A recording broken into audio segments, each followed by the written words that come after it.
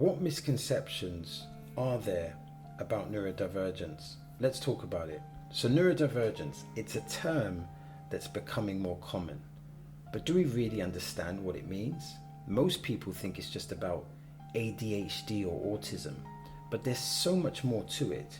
And misconceptions about neurodivergence, they are everywhere.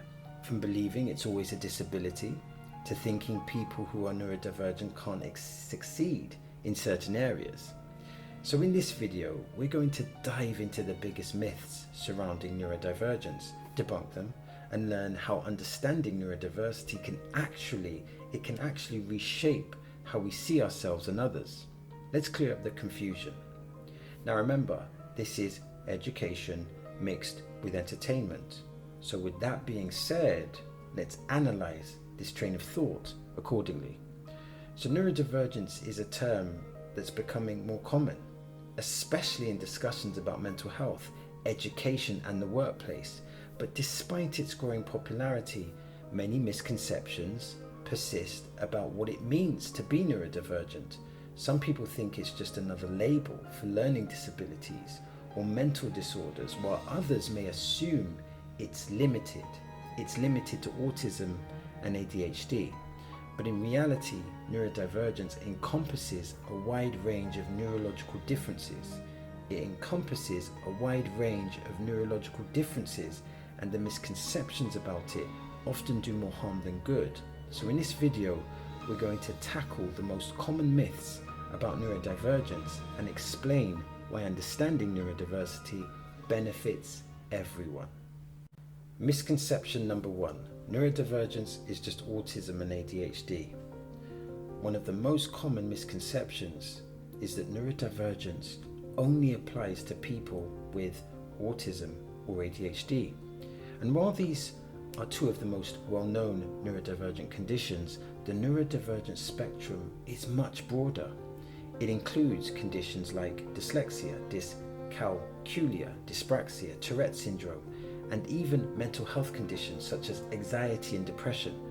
You see, the term neurodivergence refers to anyone whose neurological wiring differs from what's considered typical, so it's not limited to specific diagnosis.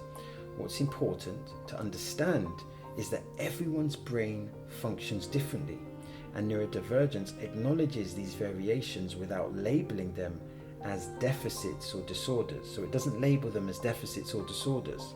By expanding our understanding of what neurodivergence includes, we can better support people with a variety of experiences and needs. Misconception number 2, neurodivergent individuals are less capable. So another harmful misconception is that being neurodivergent automatically means someone is less capable or less intelligent. In fact, many neurodivergent individuals have unique strengths that make them incredibly successful in fields like technology, the arts, and science. For instance, people with dyslexia often have strong problem-solving skills and can excel in creative environments, and individuals with ADHD may thrive in fast-paced, dynamic workplaces that require quick thinking and adaptability. The assumption is that neurodivergent people are limited because of their differences, and this ignores the diversity of talents and abilities they bring to the table. You see, it's important to challenge this outdated thinking and recognize that neurodivergence can actually be an advantage in many situations, especially when we focus on creating inclusive environments that accommodate different ways of thinking. Misconception number 3. Neurodivergence is always a disability. Now, some people assume that neurodivergence is synonymous with disability. While it's true that certain neurodivergent conditions can come with challenges, especially in environments that aren't designed with neurodiverse people in mind, it's not accurate to say that neurodivergence is always disabling. Many neurodivergent individuals don't view their differences as impairments. Rather, they see them as variations in thinking and processing. The social model of disability suggests that people are disabled by the barriers society creates, not by their individual conditions. For example, an autistic person may face challenges in a traditional classroom setting, but in an environment that respects their sensory needs and communication preferences, they can really thrive. So, by reframing how we think about neurodivergence, we can move away from viewing it as a problem that needs fixing and instead focus on creating more supportive, flexible environments. Misconception number 4, neurodivergence is a modern phenomenon.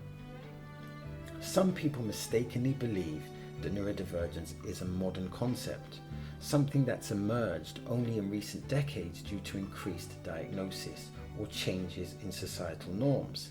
However, neurodivergent people have always existed throughout history.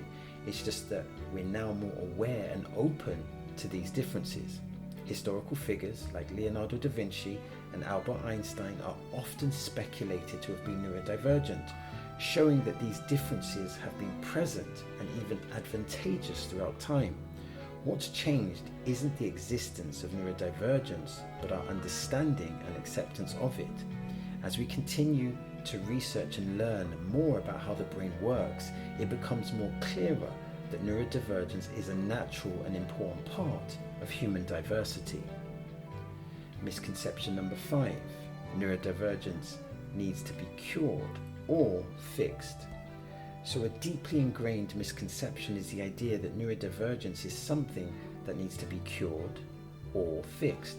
This belief stems from a lack of understanding of what neurodivergence really is. You see, neurodivergence isn't a disease, it's simply a difference. Let me repeat that. Neurodivergence isn't a disease, it's simply a difference in how the brain processes information. The push to cure conditions like autism or ADHD often comes from societal pressure to conform to a narrow definition of quote-unquote normal. However, many neurodivergent individuals don't want to be fixed. They want to be understood and accepted for who they are. Instead of focusing on normalizing people, we should prioritize accommodations, acceptance, and fostering environments where neurodivergent people can thrive just as they are. Conclusion. So those are some of the biggest misconceptions about neurodivergence. As we've seen, neurodivergence encompasses a wide range of neurological differences, and it's not something that makes people less capable, nor does it always need to be fixed. By breaking down these misconceptions, we can create a more inclusive world where everyone's unique way of thinking is valued.